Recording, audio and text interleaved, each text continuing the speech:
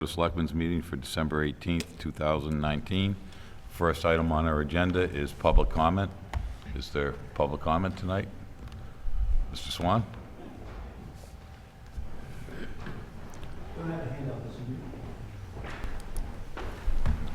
I just wanted to wish everybody on the Selectmen Board the happiest of holidays and to thank you for your effort throughout the year and the best to all of you and all of whom you care about.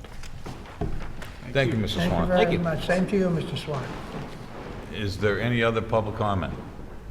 Mr. Neal? Please state your name and address for the Good record. evening, gentlemen. My name is Brian Neal. I live at 28 Pearl Street here in Clinton. I'm here about a very serious safety concern. The railroad tracks that runs along High Street. There's bridges where the trains go over Main Street, Water Street, and High Street. I went to the fire department about a month ago and spoke to one of the captains there and expressed my concern about the safety of the tracks. The tracks are in very disrepair. There's a lot of spikes missing and whatnot. I'm not a railroad engineer but what I can see, my family have lived there for 60 years. And about 2 weeks ago, trains were sitting on the High Street Bridge for 4 days. And on the fourth day, I saw one railroad personnel on the tracks and inquired why the trains were sitting there for so long.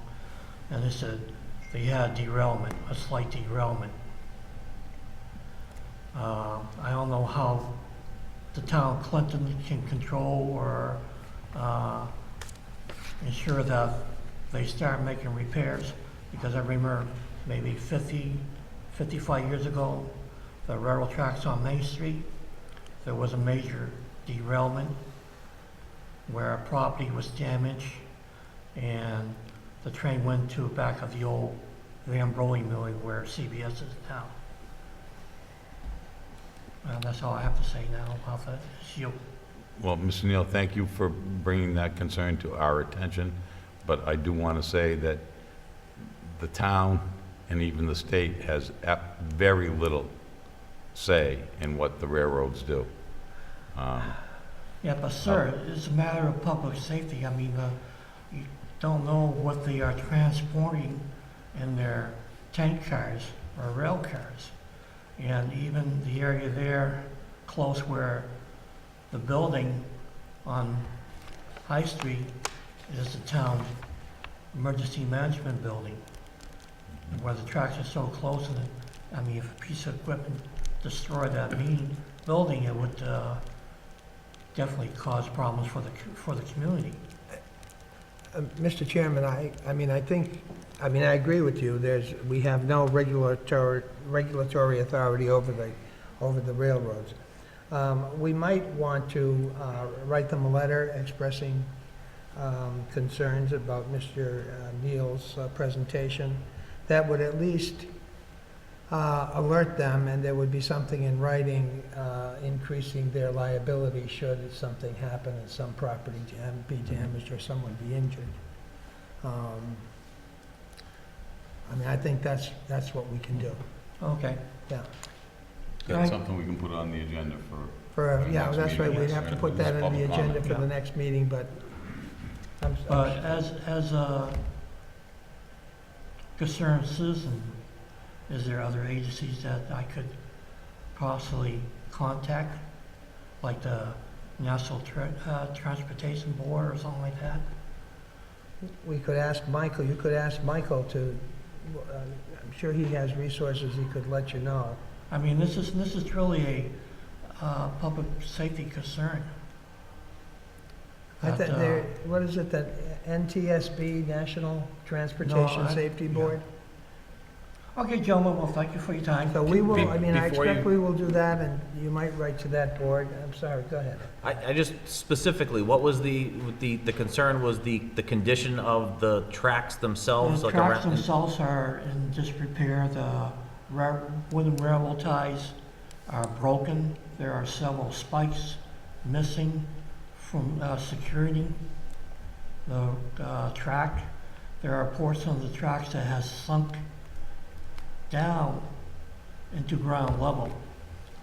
And my concern is that I have seen the train go down the tracks at a speed that they're bouncing up and down, or Right. they're going side to side.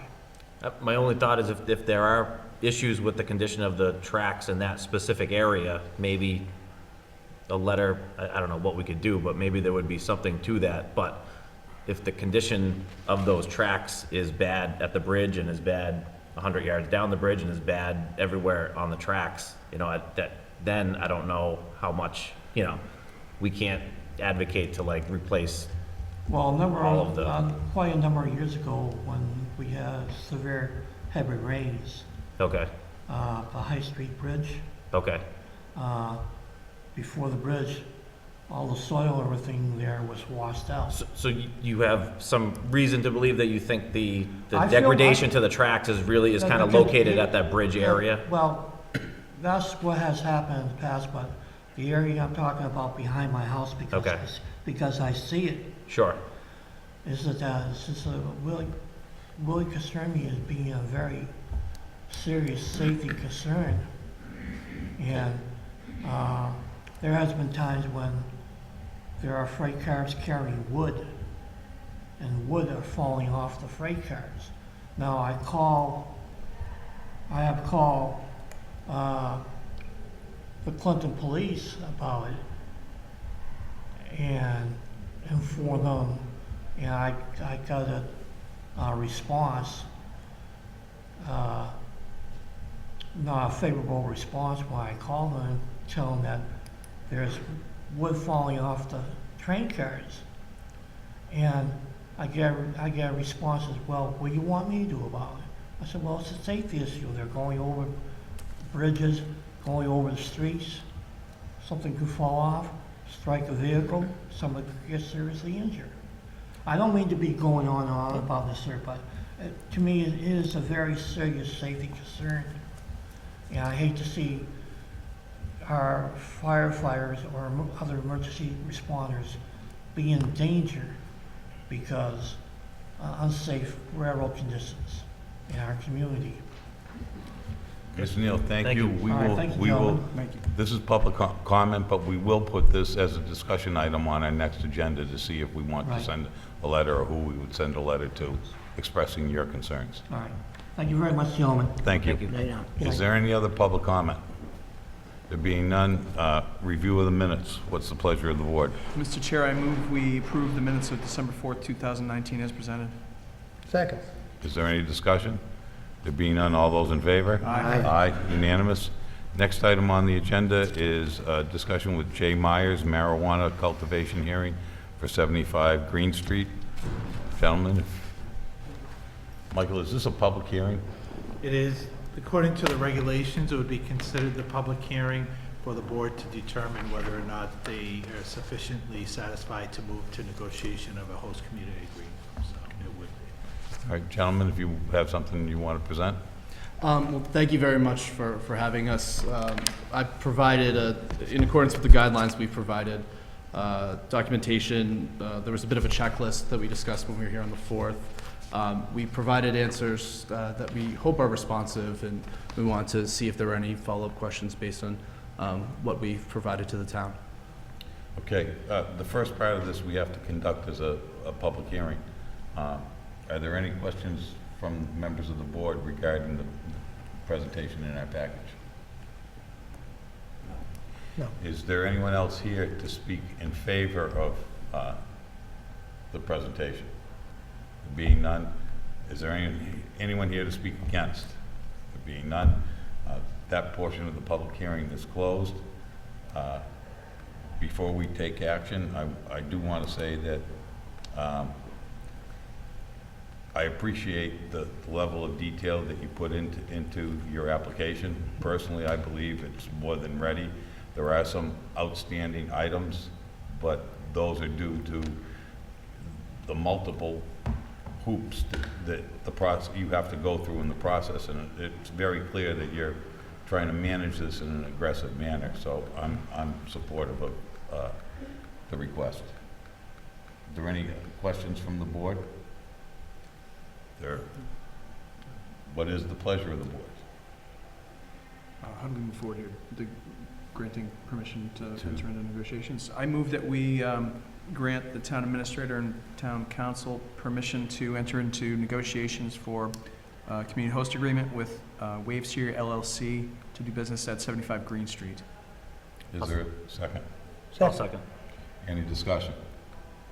There being none, all those in favor? Aye. Unanimous? Gentlemen, onward and upward. Thank you very much for your time. Thank you very much. Thank you. Okay, 2020 annual license renewals. First up is liquor licenses. I gotta get back to the other list, but we have in our hands a list of locations that either the fire chief or the building inspector is recommending that we grant a 30-day temporary certificate, or they're granted a 30-day temporary certificate of inspection, so based on their recommendation, we should probably only renew their license for the 30 days. Okay, I have the list. Did you want to read it, or? What's the, I agree.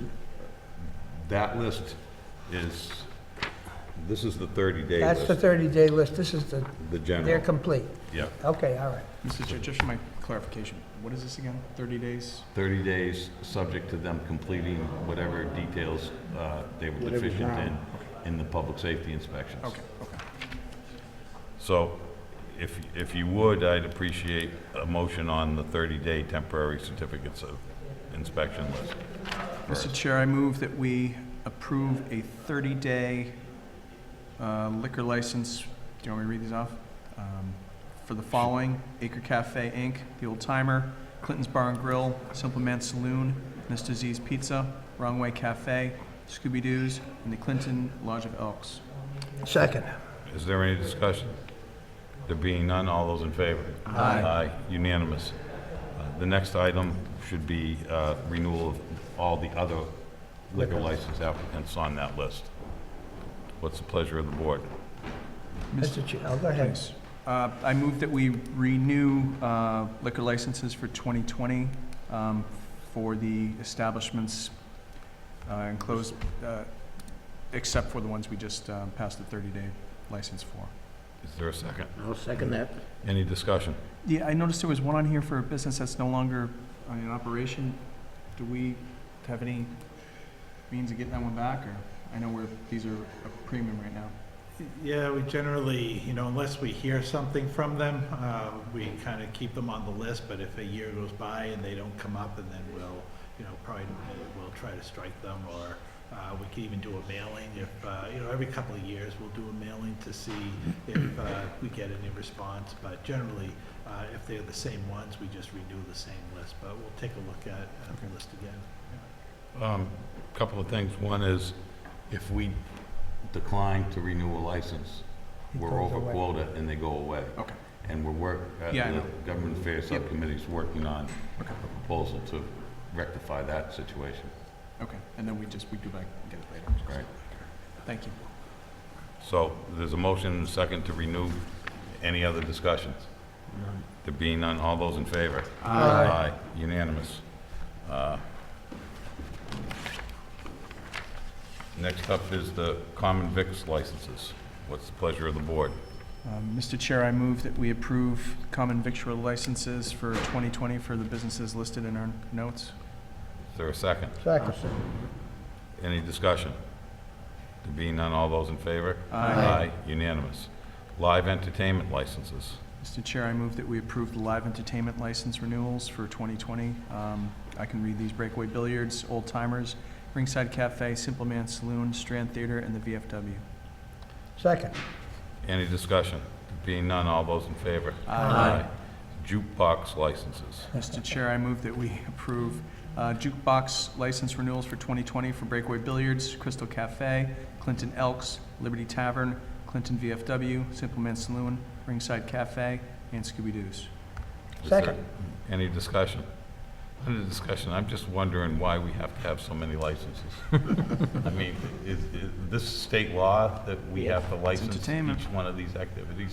I think it gives the town the ability to charge a license fee for those, the state law More that fees. provides. So it's just a tax? Yes. Well, I mean, no, I mean, I What's the think, public good served by, what, yes, okay, let's say in that side yard of mine, that big side yard on Berlin Street, residential neighborhood, I decided to host rock bands for a fee every Saturday night. The the neighbors would be imposed upon, and that sort of All right. licensing okay, controls that sort of thing. okay, but there's no license here for rock bands. Well, that's, Oh, that's live entertainment? That's live right, entertainment, okay, yeah. All right. All right, there's a motion and a second. Is there any other discussion? Being none, all those in favor? Aye. Unanimous. Next item is automatic amusement device licenses. Can I get clarity, just before I make this motion, what am I moving here? What are these? Pinball Is this- machines. Right, there would be any type of video machine, pinball machine, that would be in established for entertainment purposes. Okay, Mr. Chair, I move we approve the automatic device amusement license renewals for 2020 for Acre Cafe, Breakaway Billiards, Liberty Tavern, Simple Man Saloon, John's Pizza, well, they're not gonna need that anymore, PAV, Ringside Cafe, and Scooby Doo's. Second. Any discussion? Being none, all those in favor? Aye. Aye. Unanimous. Next item is Class 2 dealer licenses. What's the pleasure of the board? Mr. Chair, I move we renew the Class 2 dealer licenses for 2020 as presented.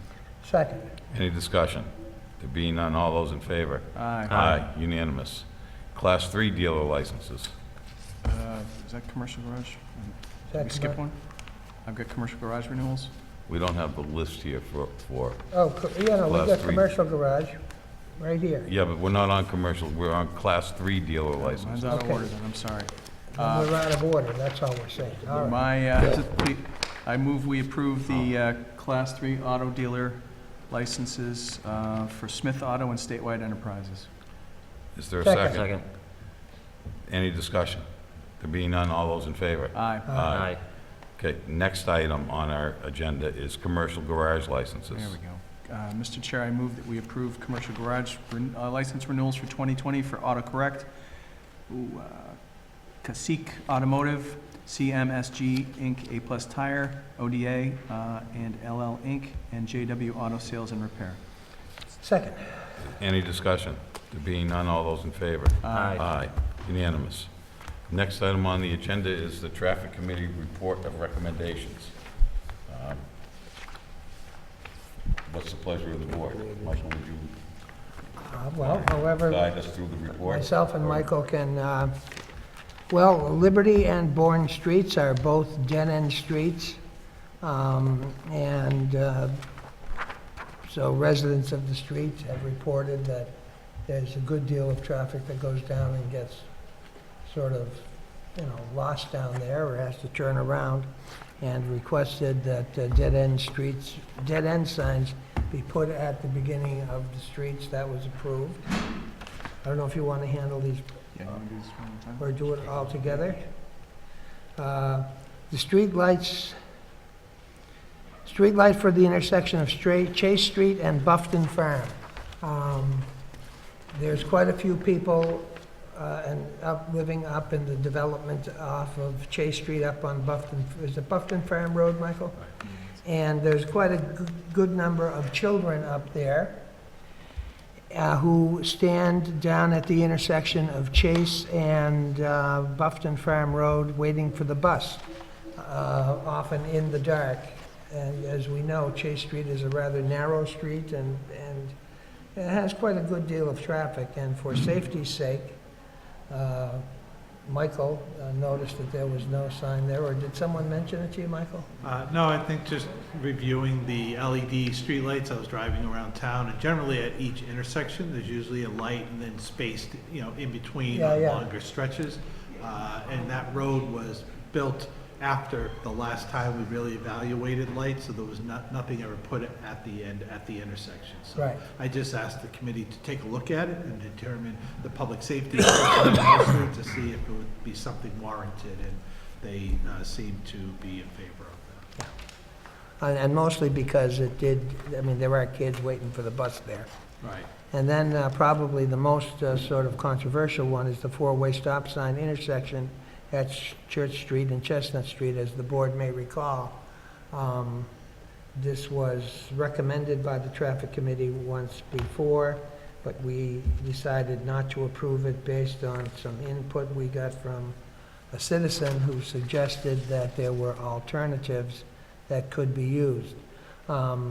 We did discuss it with the director of the senior center, who was an advocate for the stop sign, and the resident who lives at that intersection.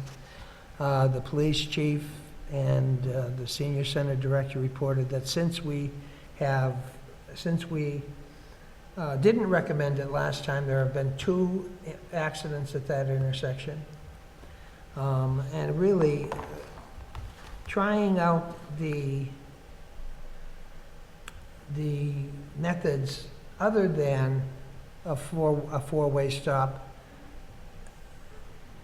I mean, there'd be a matter of trial and error. So if we put in some different textured roadway and that didn't work, then we'd have to take out the textured.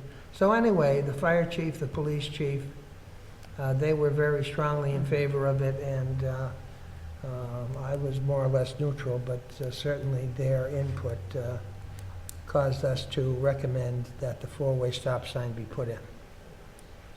Thank you, Mike. But is the board comfortable taking the traffic committee report as a whole? Or Yes, I think we should take it as a whole. Okay. Is there a motion? I'll make a motion that we enact the recommendations of the traffic committee report. Is there a second? I'll second that. Okay, under discussion, I just want to check these last couple of things. They're more informative than recommendations. Right. Okay, so our vote would have no bearing on those other than to be an indicator of support. So is there any other discussion on the motion to approve the traffic committee's report as a whole? Just, can you clarify? I didn't quite catch the last thing you just said. The last couple of items on the traffic committee report are Okay, informative thank you. rather than. All right, sorry. And our vote would just reinforce that Understood, we've gotten the report and we are supportive of the issues. Mr. Chair. understood. Sean? Michael, is there a general timeline for rolling something like this out and letting people know the change in traffic patterns, things like that, or have we done this recently? I know Lancaster, but last time I can think of was like High Street and Mill Street Extension, but they were like flashing ones there, and I just want to make sure, it's going to be a change for a lot of people, I just want to make sure that, We do have a history. We did it here, Right. and we did it At Brook and Greeley. at Brook and Greeley, right. Yeah, and also at the other intersection on Sterling and as well. I can certainly discuss with the DPW and the police department on how they would like to roll it out. It's just a matter of putting up the signs is easy enough, Yeah. but you're right, it's a major thoroughfare and a major change, so we really should be cognizant of that. So I'll speak to them and see if there's some special steps we should take, and I can communicate back to the board on that. Right. Because, yeah, it's, Can do some type of education campaign or something in some way. I know we did put the flashing lights down at Brook and Greeley after the regular signs were put up, and there was problems with people not stopping or not seeing that. So whether this would be initially they would be the flashing lights, or whether we put up the regular ones and then monitor to see if they need further a warning beyond that. I'll talk with the DPW director and police chief about that. How quick does something like this usually take? Like, Yeah, would they be planning on doing this soon, or? I would think so, yeah. I would think that if the board supports it, I think they would look to do it sooner than later, only because of there have been some recent Yep. incidents there as well, so. The flashing lights, are you talking about the, like, they'd be around the stop sign? Right, Red light, okay. right, yeah, so I don't know whether we would do that, roll that out right from the beginning, or just try the regular stop signs for now. I think if we're putting stop signs up and they're new, and that's a street that normally, I don't wanna say people go fast, but they're just not used to a stop sign there, I think we'd wanna start, even though it's a little bit more expensive, I think it would make sense to start with the signs that have the lights on it, because they're gonna be, some people aren't gonna be aware or expecting them in the first couple days that they go up, and it might be a little bit of a shock, so I think it would make sense to do the lights. I don't know if that gets out of our purview, or if that's getting too in the weeds of what we're asking, but I mean, that's, personally, I think that would make the most sense. Any other discussion? Being none, all in favor of the motion? Aye. Aye. Unanimous. And, Mr. Chairman, just so the public will know about the two things that the Yes, traffic thank you. board recommended. The DPW and the town electrician are going to be installing blue LED lights at the traffic lights in town that will flash when the parking ban due to snow is going to be implemented. They're up now. Huh? They're up now. They're up now and they're flashing, yeah. So we'll put it on the webpage that when those flashing, when you see those flashing lights, it means that the parking ban is implemented. And I don't know if you want to put it out via the call system, Right, the all-call. the on-call system, just to let people know that that's what those flashing lights mean.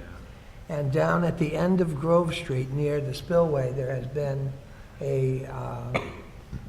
it's become more and more popular, and more people are walking down there and exercising down there, and it's a dead end, and residents are experiencing trouble parking their own cars near their own houses. So the police chief, at his own initiative, I think he should be congratulated, spoke to DCR, Department of Conservation and Recreation, about moving their gate further back and putting some parking spaces in there. And once that gets going, if everyone agrees, I suppose either they or we will have to put up a sign that says, no resident, no, we don't want the residents of the street taking up those parking spaces and then coming back to us again and saying, oh. So anyway, that's the story there. There's never a dull moment on the traffic committee. Okay, thank you. Next item is the administrative business, late-night closings. The following establishments are requesting late-night closings for Saturdays in the month of January 2020.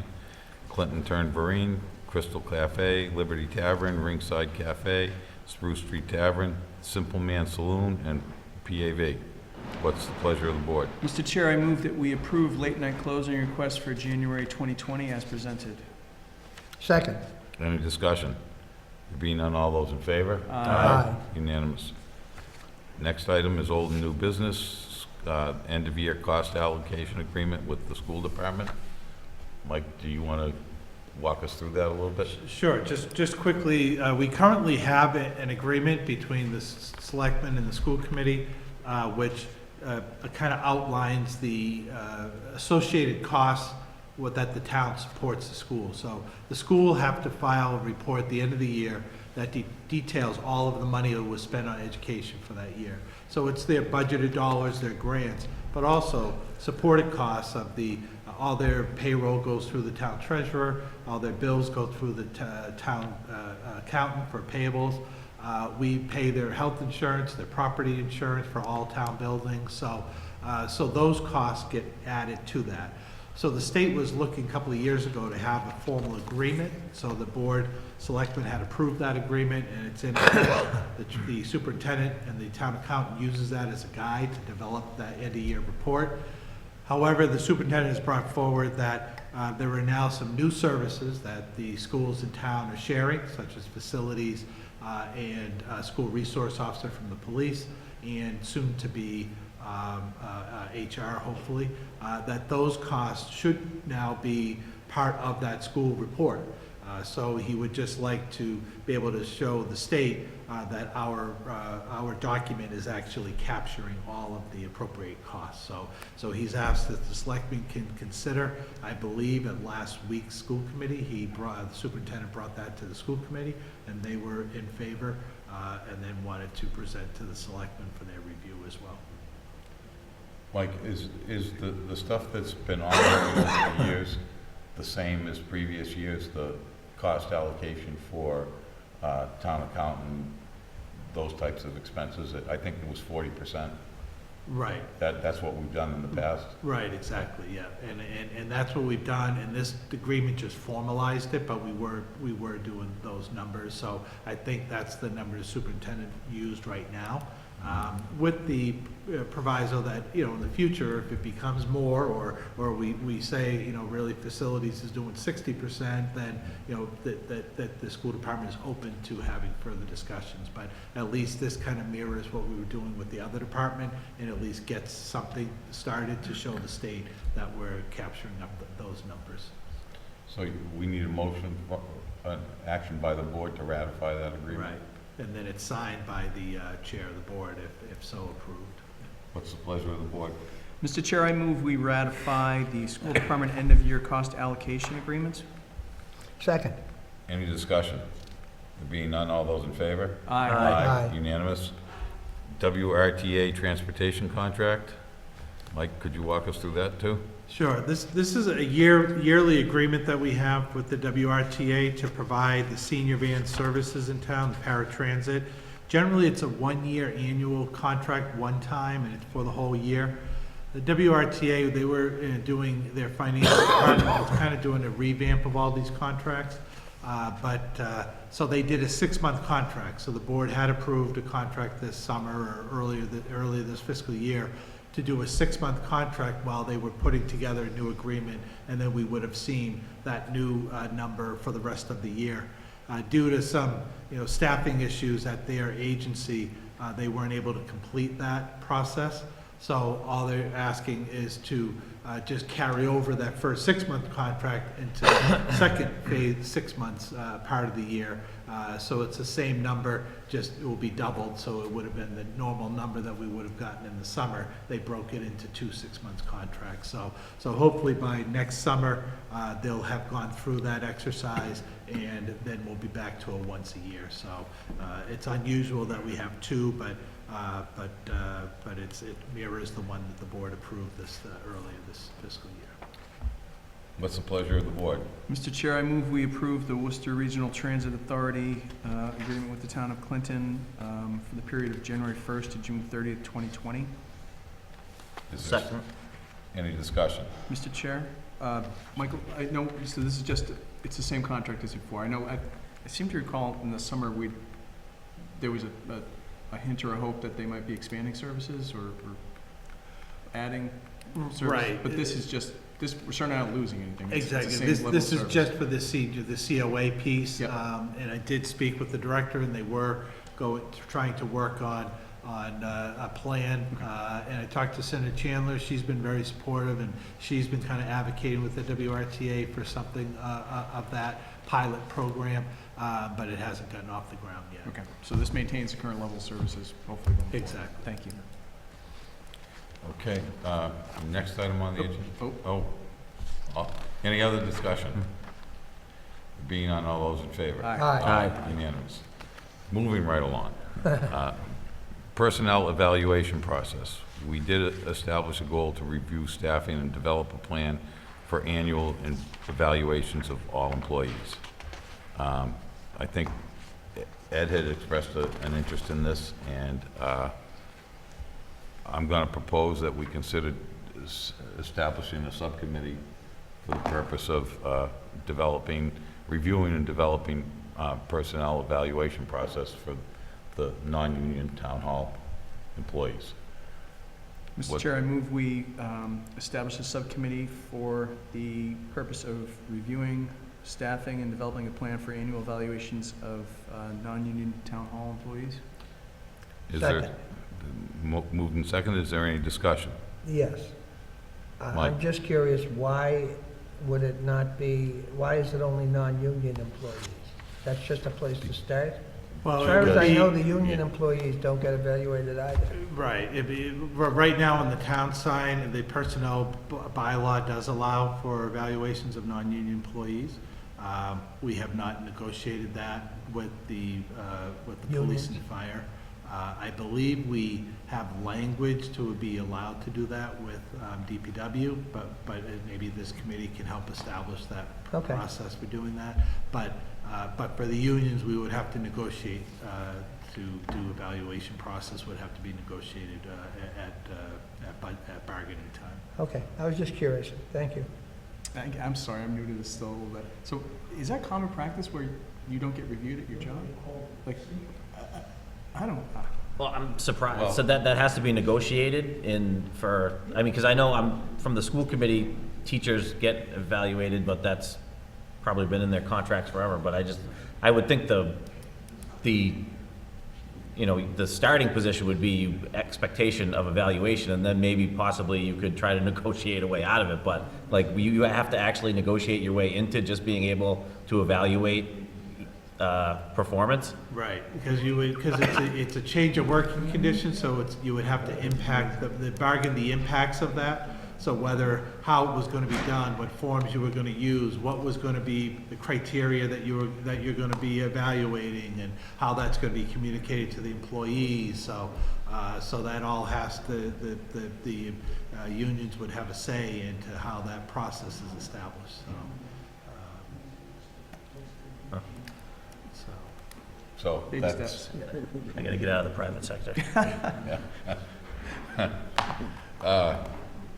there's nothing that says that if we get this going and worked out, that simultaneously we can't be, when we're reopening negotiations with the various unions, to at least get the ball rolling on. the Right, same thing. exactly, because they'll be coming up over the next year, we'll be opening up negotiations again, so But- that can be an item on the table. There's a fair chance that we're gonna have to give something up to be able to perform evaluations. If we choose to have the evaluations go down to union employees. Well, it's a negotiation. Yeah. It's not necessarily we give and we take. Right. If they want something, and we want something, maybe everybody's happy.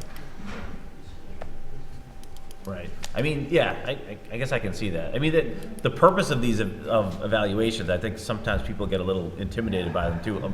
Most of the time, evaluations are used to identify parts of your job skill set that you can get trained on and become a better employee. They're not always used, in my experience, they're mostly used to try to identify either courses or training or things that you can take that make you become a better employee. So I can understand the resistance, but it has the opportunity to be beneficial for everybody. Well, it's not necessarily resistance on the part of the unions, but But the they have nature rights. of the union management dynamic is, if it's not a union contract, you can't do it. So, I mean, it's got to be put in there. Fair enough. Sorry I asked, really. Is there any more discussion on the motion to establish the subcommittee? There being none, all those in favor? Aye. Unanimous. I think at our next meeting, we should create the structure of that subcommittee, but I would recommend that we have 2 selectmen on it, and town council and town administrator, and maybe a representative from the personnel board, and a representative from town hall employees. Oh, right. That's what I would recommend to the board for the makeup of that subcommittee, and we can vote on that at the next meeting. Right. or any other makeup of the work. Okay, next item is lighting update for Savage Field. Russ Carlstead provided information in response to safety concerns raised about the ball field lighting at Savage Field. Just to report, a verbal report, Mr. Chair, on speaking with the facility director at the last meeting, there was some questions brought up about Savage Field, and what Mr. Carlstad just reported to me, I just want to pass on to the board, but he just said, typically wood poles have a design lifespan of 20 years, that he was under the understanding that these poles are beyond that timeline. The pole tops, the tops of the poles have been viewed by a couple of electrical contractors, and both have stated that due to the splitting and fracturing at the top where it's thinner, would be unwise to attach new light bars to them at that height. The existing light bars are assumed to be as old as the poles and also in less than desired condition. So much so that both electricians would not mount anything new to them. He's indicated that he's not personally been on a lift up there to inspect them himself, but that he's gathered information from qualified sources and looked from the ground with binoculars up to get a closer view, and that he can understand some of these issues that they've been bringing forward, that at the top of the pole where it seems to get a little bit more splintered as the pole gets thinner at the top. So, you know, he doesn't have a certificate or an inspection or you know, anything in stone, but he has been collecting information and data and speaking with his contractors to try to make, you know, the best assessment that he can. I spoke to a couple of the parties involved, one of them being one of those electricians, and what I walked away from the conversation is that it's not an imminent public safety threat, that people can't be on the ball field while the poles are there. They can use the field, they can even use the lights that are there, but it was indicated to me that neither of the two electricians that looked at it are comfortable with attaching anything to the top of the poles because they're split, and they don't want the liability of mounting something up there. So the public safety factor isn't really there unless we hear differently from the building inspector or the wire inspector. But the repairability or improving the function of the existing poles is not there. That's not a viable option. So that's where we're at. $500,000 later, we might have new lights. So essentially, every time a light goes out on those poles, from now until they get replaced, that light stays out. What I got out of the conversation was you could replace bulbs, but you couldn't mount anything new, a new fixture to, Gotcha. to the crossbar. So okay. All right, so I'm assuming that, because I know that in the past they've had issues with one of those poles, they had to have a temporary light stand up. And I'm assuming that the work that the electrician was asked to do was more than just replacing a bulb. It was probably that, I'm assuming that whole unit was faulty, needed to be replaced, and that's what they didn't feel Right. comfortable doing. I think so. Okay. Okay. Okay, is everyone comfortable with that knowledge of Yes, the situation down there?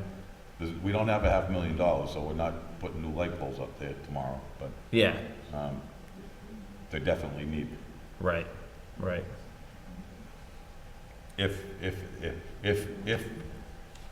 $500,000 is what it's worth to have the Little League play night games. Right. Okay. Next item is review of proposed filming policy. Ed, did you have an opportunity to?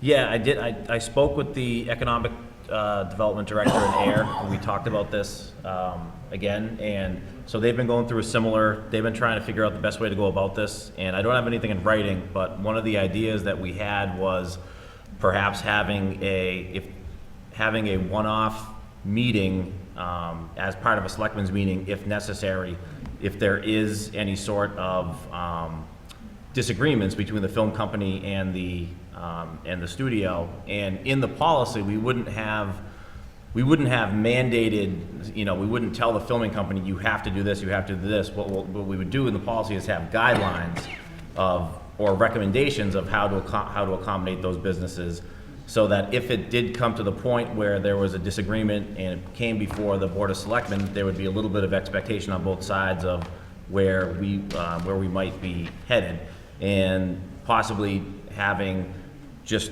one meeting, one reserved time for any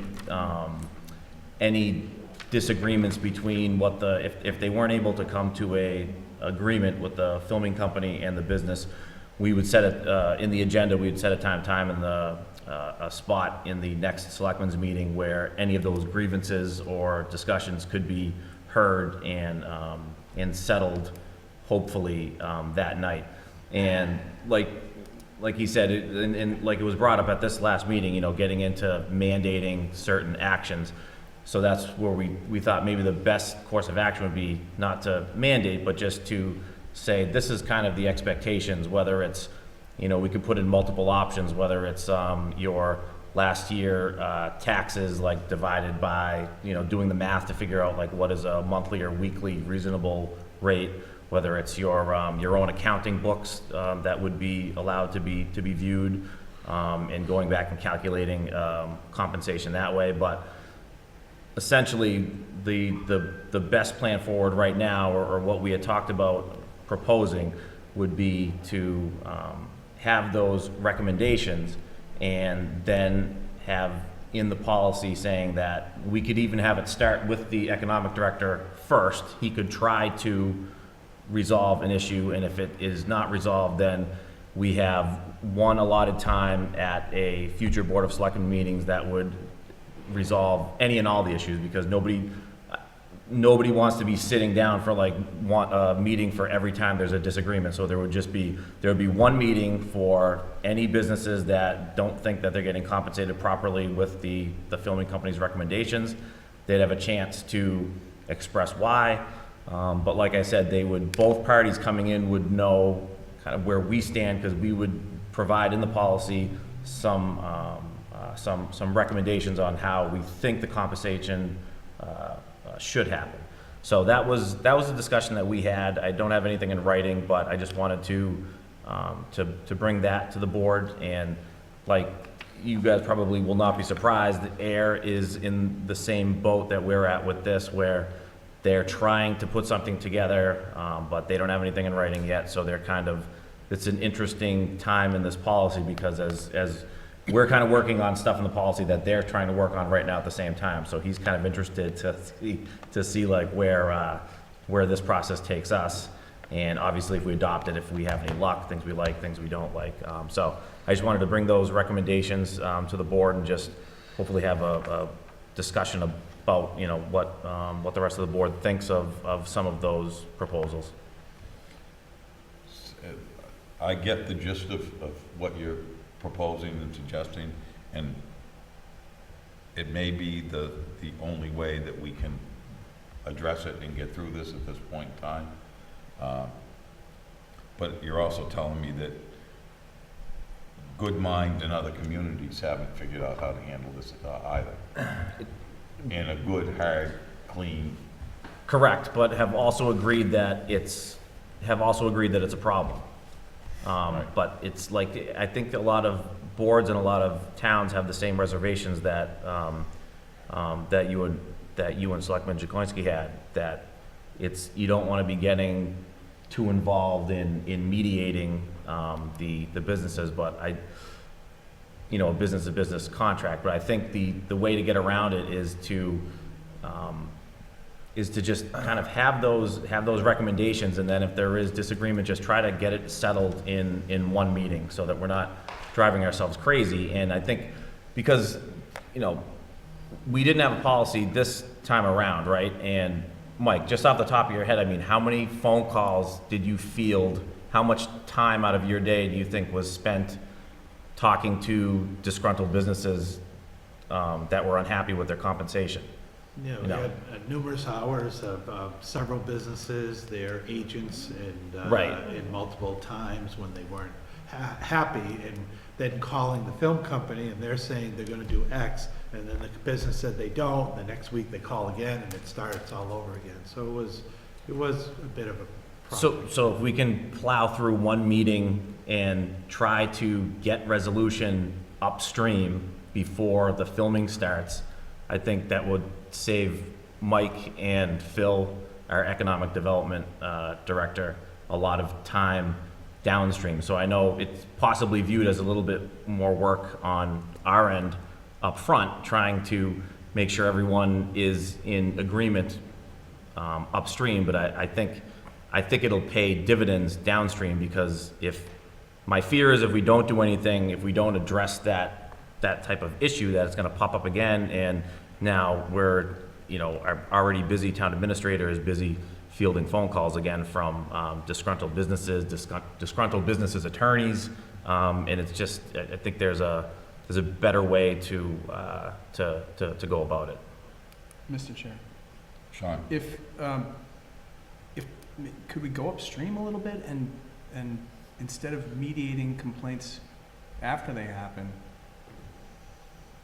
say something like, we won't issue any permits until agreements are made with. Oh, I think That's the intent. Okay. Yeah, so this would be like, and we can, when we kind of get agreement, what I'm thinking we might do is almost have like, different levels of approval, where it's like you're initially, you're approved to start the process, but the final approval will be contingent upon a couple other things, one of which will be sign off from businesses that are in the roads. Another very highly recommended meeting that the AIR had said, it's in their policy, is the very last thing you do before you sign off is you have one meeting with every municipal person that has a say in this matter. So you have one meeting with the chief of police, the fire department, representation from the Board of Selectmen, and he said sometimes, there may have been like 15 people in this meeting at once, but it's a good idea to do that one time upstream to try to squash any confusion in the future. So, so to answer that question, it would be, this would be part of a step towards getting final approval for filming. And then we could as long as we have them on record, this is their agreement, they negotiate the agreement with the people, with the company, and they can complain about it later. I mean, they're on the record, we're okay with that. We don't have to field questions like, well, they said this, but we said this, and it would maybe get us out of the mediation business. They could take them to court. I mean, Yeah, I think what I'm thinking is, if going through the process of getting consent from those businesses that's what I think we would want to have in the policy, is if you're gonna shut down a street that has 5 businesses on them, you have to get permission from those 5 businesses, based on some sort of compensation. So the point, if it would get escalated, would be if one of those businesses was holding out because they didn't think that the compensation was adequate. And then what we would do is, we could maybe put a step to have a layer, maybe have the economic development, the director of economic development try to deal with it first, but then if it's no longer being able to be resolved, then we just designate time at a meeting where those, that one or those 2 businesses that, don't think that compensation was adequate would be able to voice their reasons why, and then we would just ultimately make a decision. And the reason I keep going back to those recommendations is because I think it's good in the policy just to say, like, this is kind of where the board's head is at with what we think is reasonable compensation. So that if a business comes in and says, well, I think, I should be getting $100,000, and we say, well, what we recommend is that you review your last 6 months of business and calculate what you've been making on a weekly basis, and however many days, calculate that and use that for your compensation. So, and then, maybe ultimately. What do we do when the businessman says, yes, I did that, and it's it's $200,000? I mean, Okay, you know what I mean? yeah, I know what you mean. There has to be objective criteria, not, oh, tell us what your business was the last 6 months. Well, And yeah, no, these are the things that we should be talking about. if the two parties can't come to, we're gonna have to play if this comes to become a problem, we may end up being arbitrators and have to make a decision of whether or not to issue the license based on what we either view as okay. a fair and equitable Okay, yeah. All offer by the movie company, or a fair and equitable demand by the, and if they don't do it, they don't do it. But I think it's essential that we have a policy like this to guide us the next time.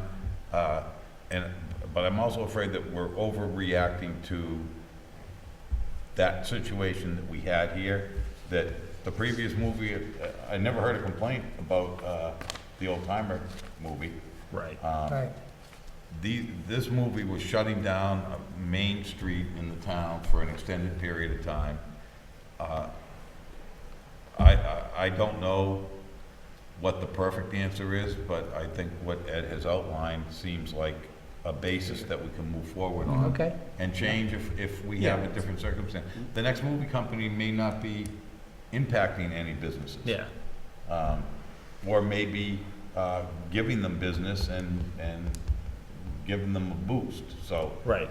I hope we never have to, I hope we never have to use it, but I just think it Right. makes sense to have some sort of a path forward if we come to that, issue again. And like every other policy, I'm sure the first time through it is gonna be tough and we'll make changes to it, but I just think it makes sense to have something in there for a little bit of guidance if we run into that situation again.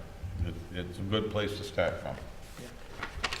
So, I will take the feedback from this discussion, and at the next meeting, I will try to have something, written proposal that we can, I'll try to get it out to, members of the board in the packet for the next Board of Selectmen meeting. Thank you, Ed. Is there any other discussion on that topic for now? I lost my place here. Human Resources Manager. Yeah, it's Human Resources Manager. Human Resources Manager search update. Mike?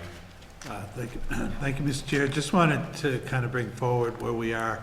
We're in the recruitment phase now for the position. In speaking with the superintendent of schools, we were very much in favor of a suggestion from the board about maybe bringing on a consultant, kind of doing a dual track to have that consultant do some of the structural work to help this new employee, maybe even be available to help comment on the search. But we've started that search process. We're accepting resumes. We've gotten a number of them in so far, reaching out to the school side of a posting board that they have, the MMA side. Of course, we have to do the legal notices in the papers and stuff. Track to recruiter at the Gatehouse Media to see if they could help in any way. They haven't really given me a lot of guidance, but they were kind of looking to do maybe a social media strategy. They have a number. They had like 200 positions that were that people that were interested in HR type positions, but it was a lot of private people, private companies. But they kind of offered some guidance.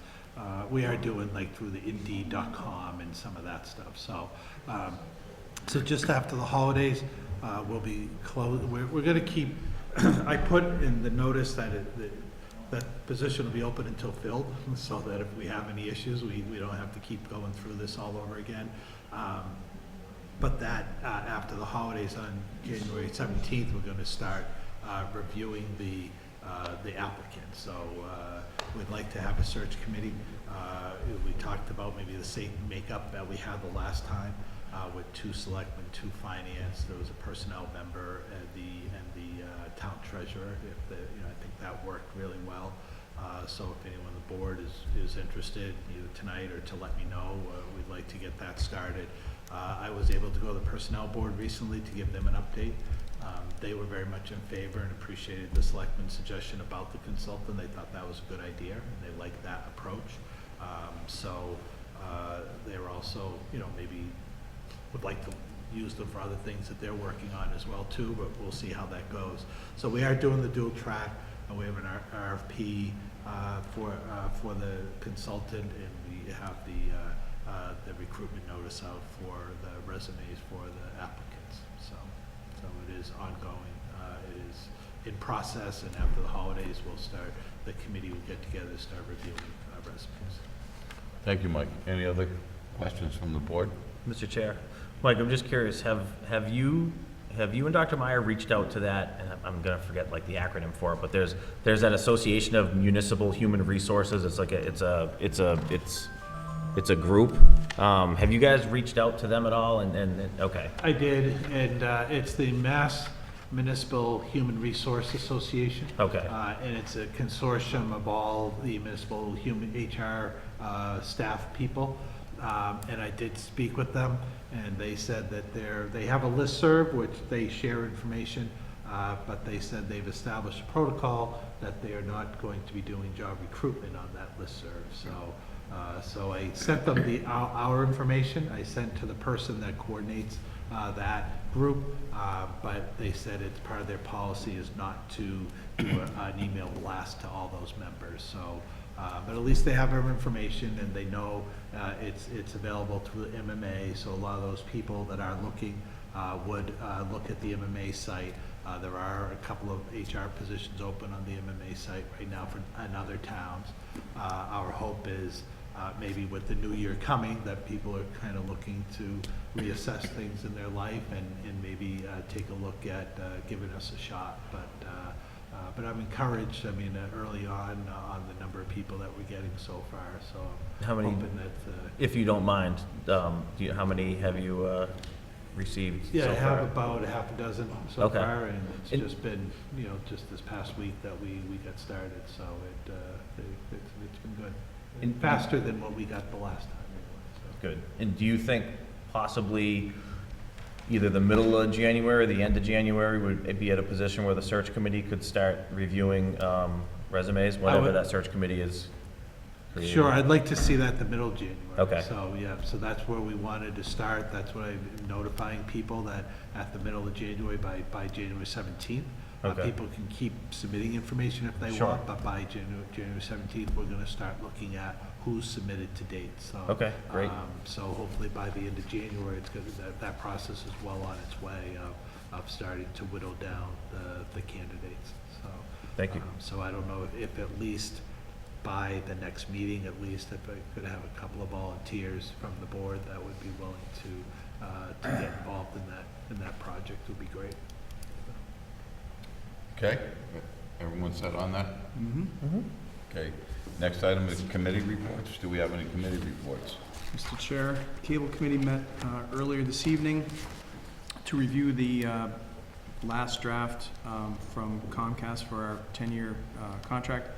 In the interest of time, we're going to share that draft with you while we review it, so we can hopefully recommend approval and have a vote at our next regular meeting. I'm happy to go over, it's pretty standard stuff. We're actually getting a 2% increase in the annual franchise fee from 3% to 5%. This is what we're, what the current draft has, and all parties seem to be agreeable. As far as capital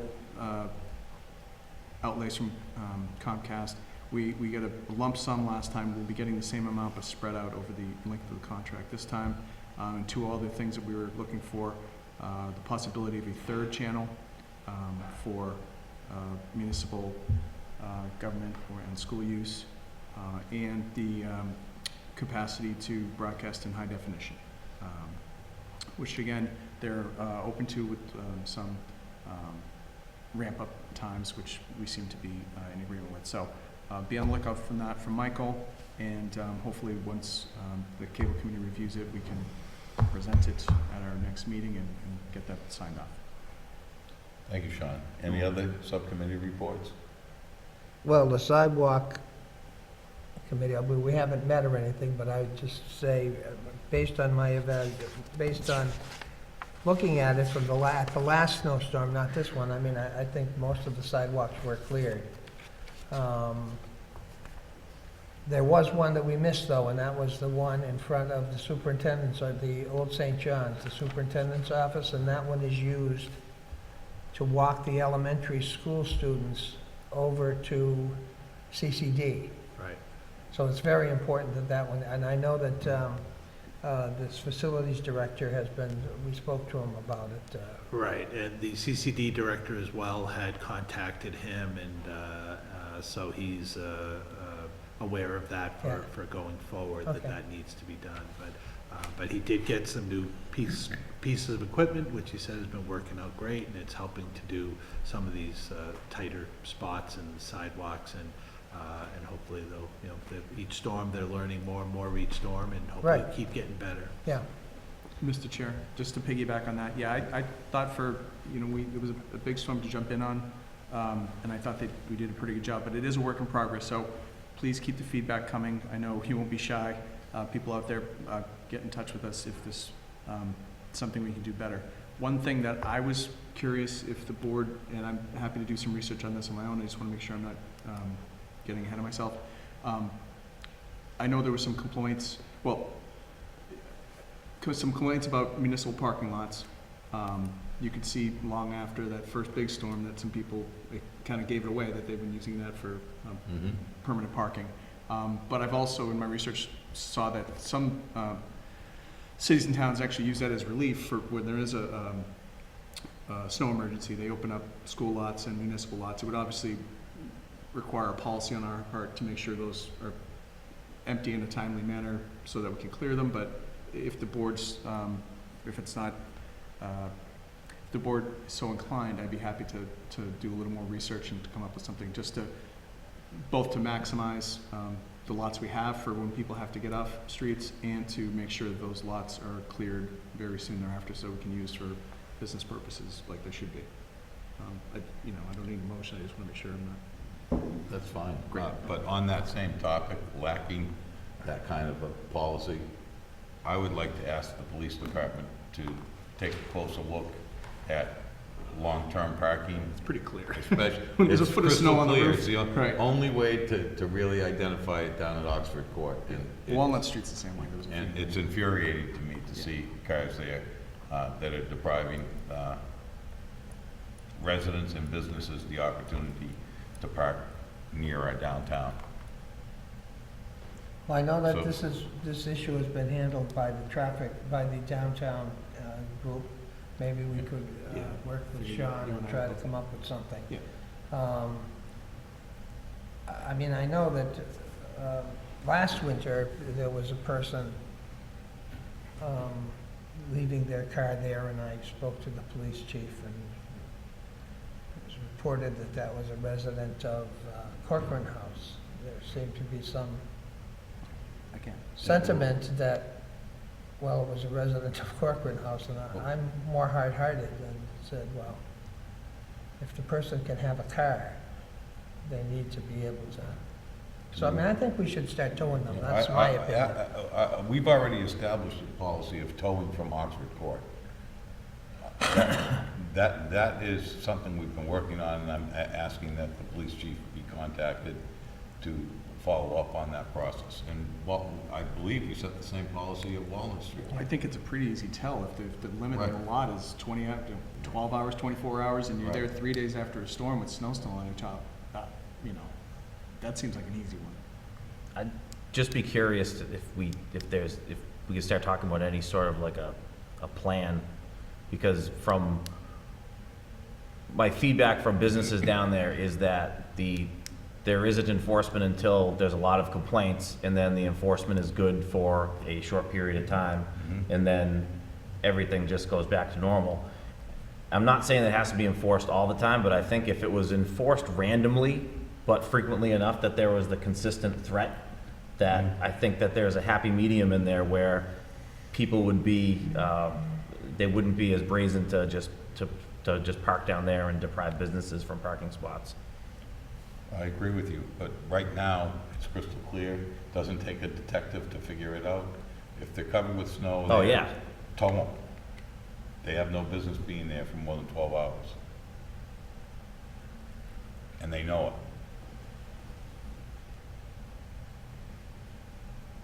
We'll speak with the Director of Community Development and get together the downtown group and invite Sean. I'm on that one too.